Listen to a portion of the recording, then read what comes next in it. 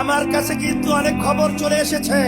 আপনারা কিন্তু ফেব্রুয়ারি নির্বাচনের ব্যাপারে হিসাব নিকাশ আপনারা মিলিয়ে দেখেছেন, আপনাদের পায়ের নিচের মাটি সরে গেছে।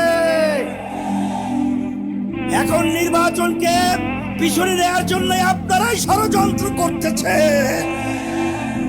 এই সিগন্যাল কিন্তু আমাদের কাছে এসে গেছে।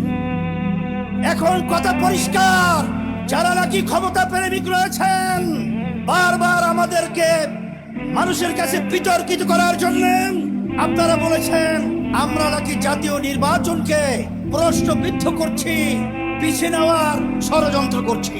কিন্তু মাঠের দিকে চেয়ে দেখেন, আমরা জাতীয় নির্বাচনের জন্য প্রস্তুত রয়েছি